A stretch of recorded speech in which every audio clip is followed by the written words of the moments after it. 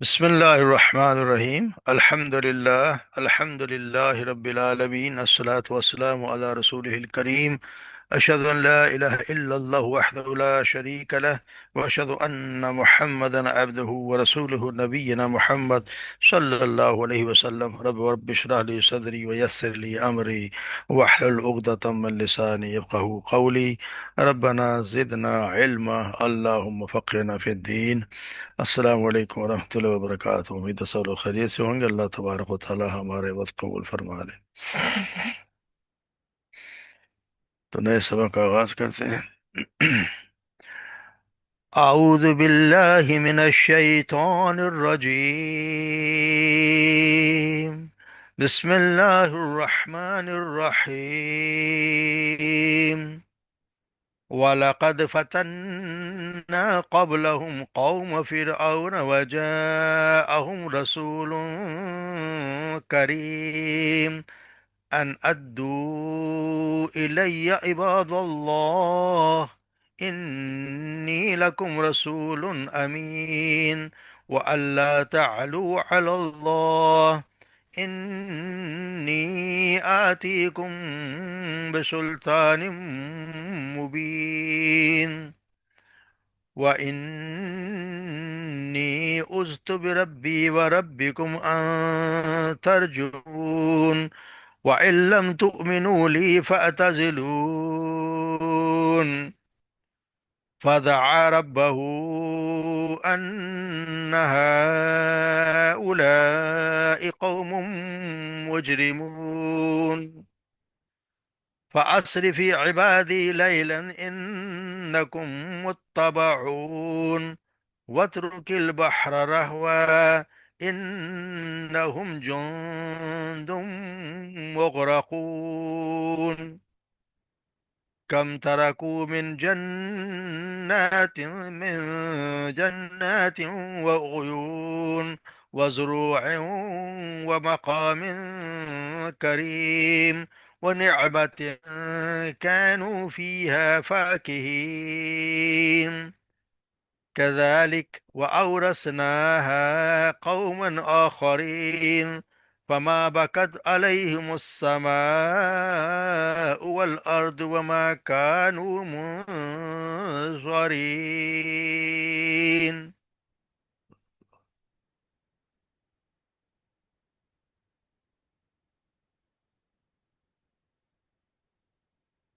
وَلَقَدْ فتنا اور یقیناً ہم نے آزمایا قبلہم ان سے پہلے قوم فرعون، فرعون کی قوم کو، وجاءہم رسول کریم، جو آیا ان کے پاس ایک کریم عزت والا رسول، ان ادو کہ تم حوالے کر دو، الیہ عباد اللہ میرے حوالے کر دو، عباد اللہ اللہ کے بندوں کو، انی لکم رسول امین کہ بے شک میں، انی لکم تمہاری طرف تمہارے پاس، رسول امین ایک امانت دار رسول ہوں، وَأَلَّا تَعْلُوا عَلَى اللَّهِ اور یہ کہ نہ تعلو سرکشی کرو اللہ اللہ کے مقابلے میں، انی بے شک میں، آتی کم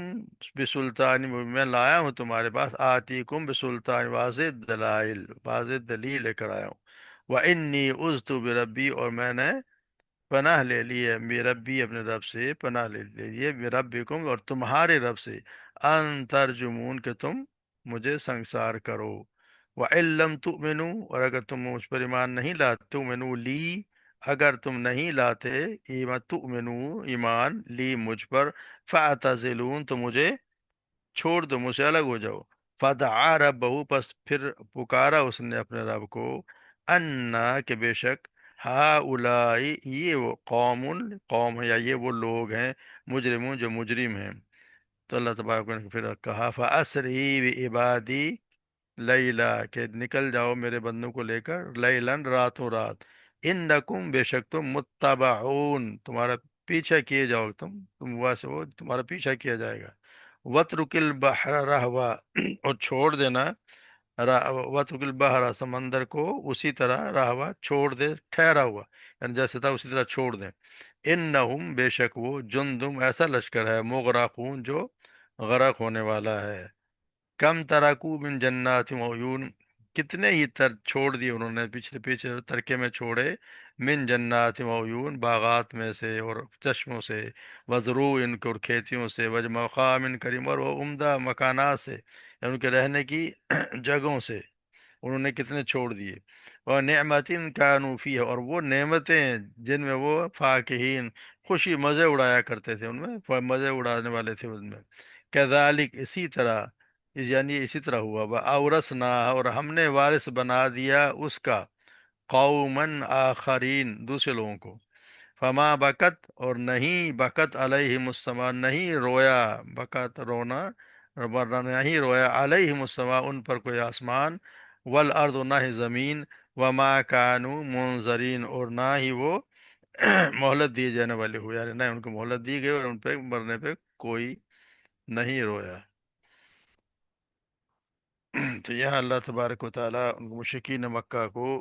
ایک مثال دے کے سمجھا رہے ہیں آپ صلی اللہ علیہ وسلم کے زبانی، کہ تم سے پہلے جو قوم تھی فرعون کی، یعنی ان کو بھی اللہ تبارک نے، اللہ نے آزمایا، کبھی ان کو وسعت دے کر، کبھی ان کو عذاب دے کر، ہم دیکھیں کتنے عذاب ان پہ آئے، اور کتنے وہ ٹھاٹ سے رہا کرتے، پھر عذاب ان پہ آتے رہے، بار بار ان پہ اتنے عذاب آئے، مگر ہوتا ہے تو جب بھی کوئی عذاب آتا تو وہ خوشحالی آتی تو کہتے یہ ہمارا کمال ہے، یہ تو تمہارے، ہماری ٹیکنالوجی، ہمارے کارنامے ہیں، اور جب کوئی عذاب آ جاتا تو پھر اسے موسیٰ علیہ السلام کی نحوست قرار دے دیتے ہیں، نوکیست تیری وجہ سے۔ اور جب عذاب آ ہی جاتا تو پھر جاتے انہی کے پاس تھے، پھر انہی سے جا کے دعائیں کرواتے کہ دعا کرو تو اپنے رب سے کہ ہمیں بٹال دے، اور پھر دعا کرنے کے بعد پھر ویسے کہ ویسے ہی ہو جاتے، جب جب کہ پہلے یہ کہتے کہ دعا کرو، اگر ہٹ جائے گا تو ہم ایمان لے آئیں گے اور بنی اسرائیل کو تمہارے حوالے کر دیں، کیونکہ موسیٰ علیہ السلام کے اللہ تبارک و تعالیٰ نے جب سب سے پہلے فرعون کے پاس بھیجا تو یہ تھا کہ ان کو،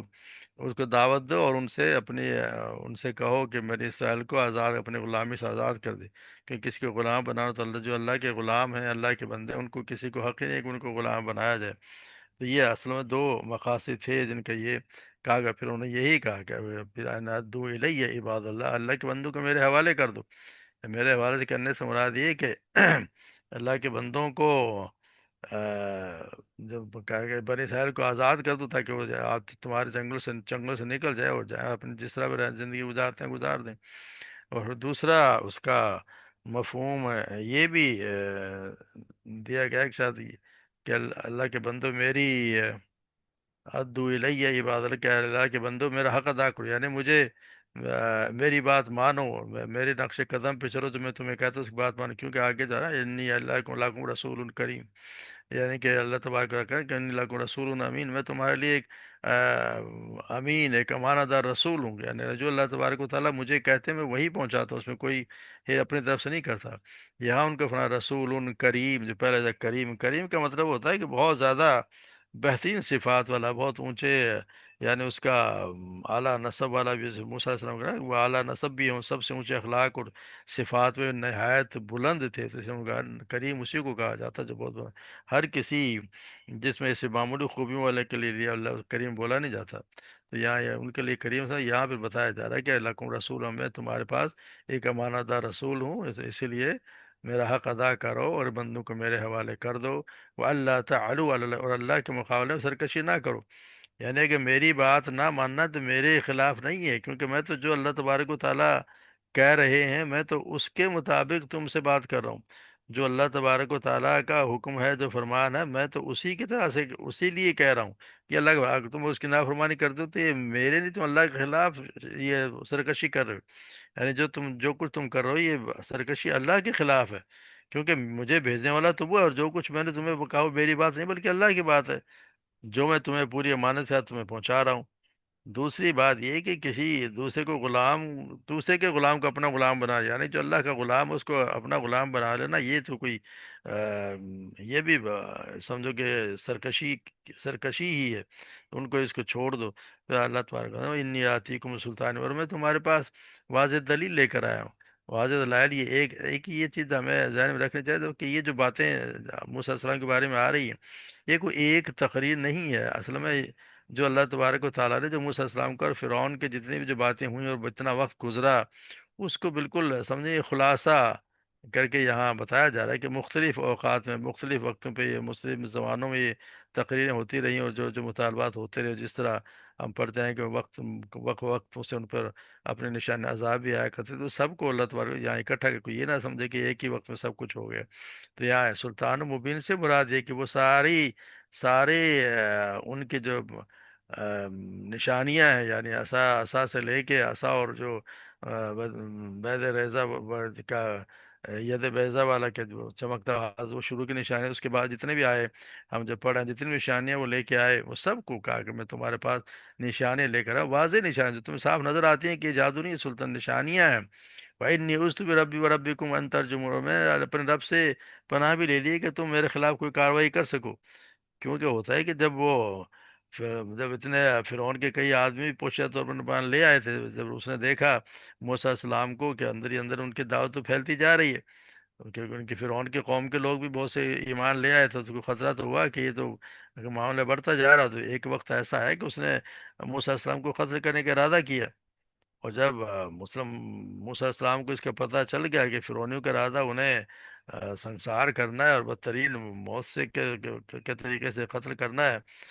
تو اس وقت موسیٰ علیہ السلام نے کہا کہ میں اس بات سے اپنے اور تمہارے رب کی پناہ پکڑتا ہوں کہ تم مجھے سنسار کرو، کیونکہ وہ میرا، یہاں ان کو بتا بھی کہ وہ میرا رب ہی نہیں، تمہارا رب بھی ہے، اور رب بھی، اور رب بھی تمہارا رب بھی وہی ہے، یہ نہیں سمجھو کہ تم کوئی رب ہو، تمہارا رب بھی وہی، اور میں نے اس کی پناہ لے لیا، تم میرا کچھ بھی بگاڑ نہیں سکتے۔ تو اس لیے کہتے ہیں کہ وَإِن لَّمْ تُؤْمِنُوا لِي، اگر تم مجھ پہ ایمان نہیں لاتے تو مجھے چھوڑ دو، یعنی مجھے جانے دو، تمہیں اس کا، ورنہ تمہارا انجام برا ہوگا، یہ نہ ہو کہ تم خود ہی پھنس جاؤ، کیونکہ ایسا مجھ پہ ایمان نہیں لاتے تو میرے حال پہ چھوڑ دو، مجھے نہ ایزا دو، اور بس بنی اسرائیل کو میرے ہمراہ جانے سے نہ روکو، ان کو جانے دو، پھر تمہارے جو مرضی ہے کرو۔ تو اللہ تبارک یہاں پھر اللہ ان کا فدعا ربہ ان هؤلاء قوم مجرمون، پھر اللہ تبارک و تعالیٰ یہ سمجھو کہ ان کے یہ آخری فائنل رپورٹ ہے جو موسیٰ علیہ السلام نے اللہ تبارک و تعالیٰ کو دی، کہ یہ وہ لوگ ہیں تو ایمان لا کے نہیں دے، یہ مجرم ہیں، یعنی کسی طرح ماننے کو تیار ہی نہیں ہے۔ یعنی کہ یہاں سارے قصے کو سمجھیں کہ شارٹ کر دیا گیا ہے کہ ان کا موسیٰ علیہ السلام کی دعوت، ہر طرح ازمائشوں کے باوجود فرعون کی سرکشی، بنی اسرائیل پر بے گناہ مظالم، ان کے بے مثال صبر، سب کچھ دیکھ کے پھر اللہ تبارک و تعالیٰ کو بتایا تمام معجزے، اس کے قصے کا انجام بیان کیا، جب تمام معجزے دیکھنے کے بعد، ہر بار ایمان لانے کا عہد کرنے، اسے توڑ دینے کے بعد، صاف لفظوں میں کہہ دیتے ہم تو جو تو ہمارے پاس نشانی بھی لے کر آئے تاکہ تو ہم پر اس کے ساتھ جادو کرے، ہم تیری بات ہرگز ماننے والے نہیں ہیں۔ جب صاف صاف کہہ دیا، جس طرح نوح علیہ السلام کو بھی اپنی قوم سے بالکل ہی مایوس ہو گئے تھے، انہوں نے بھی دعا کی تھی، یا اللہ بھی ماننے والے نہیں ہیں تو ان پہ عذاب بھیج، تو موسیٰ علیہ السلام بھی انہی کی طرح مایوس ہونے کے بعد ان کے خلاف رب سے دعا کر دی کہ لوگ مجرم ہیں، اس طرح ماننے والے نہیں ہیں، صاف کہہ دیا کہ یہ فائنل رپورٹ ہے، ماننے والے نہیں، اب تو فیصلہ کر لے، جو ان کے خلاف فیصلہ کرنا ہے، اللہ تبارک و تعالیٰ سے انہوں نے دعا کی تھی یہ فیصلہ کر لے، یہ مجرم لوگ ہیں۔ تو اللہ تبارک و تعالیٰ نے پھر آخری فیصلہ کرا، انہوں نے یہ کہا فَأَسْرِ بِعِبَادِي لَيْلًا إِنَّكُمْ مُتَّبَعُونَ، میں اپنے بندوں کو، میرے بندوں کو، بھی عبادی، میرے بندوں کو، یعنی بنی اسرائیل کو بھی آپ کر بنے میرے بندے، بنی اسرائیل بھی ہیں، اور جو وہ لوگ جو قبطی اور ان کی فرعون کی قوم سے جو لوگ ایمان لے، سب کو، جو ایمان والے ہیں یا جو ایمان والے ہیں، سب کو اللہ میرے بندوں کو راتوں رات لے کے چلے، اور سب بجائے راتوں رات، تاکہ وہ ایک دم سے پتہ نہ چلے، دن میں جانے میں ہر کسی کو پتہ چل جاتا ہے، تو اگر راتوں رات اگر نکلو گے تو پتہ نہیں چلے گا، اور انکم متبع ہوگا ہے کہ تم پیچھا ضرور کیا جائے گا، یہ نہ ہو کہ تم سمجھو کہ تمہارا پیچھا نہیں کیا جائے، اور ہم پڑھا ہے کہ جب پیچھا بھی کیا اور وہاں پہ پہنچ گئے تو موسیٰ علیہ السلام کی قوم تو بڑی ڈر گئی تھی، اور نے کہا کہ اللہ جی ہم تو پھنس گئے، بہت سے لوگوں نے تو شور مچا دیے، لو جی آگے سے سمندر ہے اور پیچھے سے یہ آگے، ہم کہاں پھنس گئے، اتنا کچھ ہم شور ملا، اللہ تبارک ہے وہ پیچھا تمہارا پہلے ہی کیا جائے گا، اور پھر باقی بھی قصہ یہاں پہ چھوڑ دیا گیا ہے، جیسے ہم سب پڑھا ہے، وہ پہنچ گئے، پھر انہیں اپنا عصا مارا تو سمندر پھٹ گیا، اور پہاڑ کی طرح ایک طرف سے کھڑا، اس وقت خشک راستہ بن گیا، جس طرح سڑک بن جاتی ہے، اور وہ سارا لشکر وہاں سے گزر گیا۔ اب موسیٰ علیہ السلام تو چاہتے تھے کہ اس کو دوبارہ میں رسا ماروں اور اس کو واپس سمندر ویسا کا ویسا ہی ہو جائے، مگر اللہ تعالیٰ نے پہلے حکم دے دیا وت رک بہر الرا، ایسی کی طرح کا اس کو خشک رہنے دو، کہ آئیں گے انہم جند مغرض، یہ ایک لشکر بھی گزرے گا، مسلم زیادہ کہ یہ لشکر گزر جائے گا اس میں، مگر اللہ تبارک و تعالیٰ کہ انہم جند مغرض، یہ لشکر یہیں پہ غرق ہونے والا ہے، اس سمندر کو ویسے ہی چھوڑ دو، ویسے ہی وہ غرق ہونے والا ہے۔ تو बंदे के को ऐसे हुआ कि अल्लाह तबारक व सारे जो फिरौन था, ये मुशरिकीन मक्का को समझाया जा रहा है कि वो जो कौम थी उन्होंने रसूल की नहीं मानी, रसूल की नहीं माने तो उनका अंजाम क्या हुआ। सारे के सारे मारे गए, और जो कुछ उनके पास था, तुम भी जिस पे करो तुम्हारे पास तो कुछ भी नहीं है, उनके पास तो बहुत कुछ था। कम तरा कुमिन जन्नात थी, वही तो उनके बागात थे, चश्मे थे, बहुत सी खेतियां थी, और बेहतरीन मकानात थे, रहने की जगह थी, और ऐसे ऐसे नेमतें जहाँ वो मज़े कर रहे थे। तो सब कुछ छोड़ के वो गर्क हो गए। और वो किसको हुआ, फिर वो क्या हुआ क्या, ये जो जितनी भी चीज़ें थी अल्लाह तबारक व तआला ने इसका वारिस बना दिया दूसरों को। और दूसरों को बात किया कि बनी इसराइल तो बाहर है। कुछ लोगों का तो कहना है सब बनी इसराइल कोई बना दे, मगर बनी इसराइल की तारीफ में कहीं नहीं आता कि बनी इसराइल वापस मिस्र में गए हों। मकसद ये है कि जो दूसरे लोग वहाँ हुए, फिर अल्लाह तबारक व तआला ने उनको वारिस बना दिए, क्योंकि फिर वो तो सब गर्क हो गए, अल्लाह तबारक व जिसको चाहे वारिस बना दिए। तो इनको भी असल में तो ये सबक बताया जाता है कि देख लो, अंजाम उन्हीं के कौम का जो करते हैं आखिरकार अंजाम बुरा ही होता है, और तुम्हारा अंजाम भी वही होना है। और हुआ भी यही, वह जंग बदर में देखने क्या कुछ नहीं, पर कुछ ही अरसे बाद 8 10 10 साल में सब कुछ ही मलिया मेट हो गया, यहाँ से सब खत्म हो गया, और इस्लाम इस्लाम सारे मक्का पे भी आ गया, और सारे अरब में इस्लाम नाफिज हो गया। और तो अल्लाह तबारक ताला उनको भी समझाने की कोशिश के साथ समझाया जा रहा है कि समझ बाज आ जाओ, वरना तुम्हारा अंजाम यही होगा। और फिर उनको बता दिया गया है कि फमा बकत अलैहिमुस्समा वल अर्द, ये कि तुम कोई ना आसमान रोया ना जमीन रोई। क्योंकि होता है ना कि आदमी समझता है कि ये जो बहुत बड़े यहाँ पे तो बहुत बड़े बड़े लोग थे, और जिनके मरने पे पता नहीं क्या कुछ हो जाएगा, तब आ जाएगी कि मैं कहते हैं हमारे यहाँ भी थे कि जो बड़े लोग के हम ये मर जाएगा तो हिमालय रोएगा, ऐसा फलाना हो जाएगा। तो ये अल्लाह तबारक व तआला यही कहते हैं जैसे एक तो ये कि जब जैसे जैसे है ना, यूसुफ अस्सलाम के भाइयों ने वालिद को जाकर बताया कि आपके बेटे ने चोरी की है, जिसके अजीज मिस्र ने उसके अपने पास रोक लिया। तो यकीन दिलाने के लिए उन्होंने भी यही कहा कि आपके उस बस्ती से पूछ लें जिसमें हम थे, और उस काफिले से भी जो चीज़ से हम आए थे। मतलब ये कि उस बस्ती वालों से पूछ लें। इसी तरह मतलब ये है कि ना ये इन पर आसमान वाले रोए ना जमीन वाले, बल्कि हर एक ने इत्मीनान का सांस लिया, और हर जालिम हुक्मरान का टोले का श्रेय होता है कि किसी ने कोई नहीं रोया। यानी जब बद मरता है तो लोग चैन का सांस ही लेते हैं। दूसरा कौल इससे मुराद ये है कि उनकी तहकीर और उनका मजाक उड़ाना है। अरब के यहाँ जब कोई बड़ा आदमी फोत होता था तो वो उसकी मौत का बहुत बड़ा हादसा बताने के लिए कहते थे कि आसमान रोया, जमीन रोई, पहाड़ लरज उठे। मतलब ये है कि इतने शान और शौकत वाले और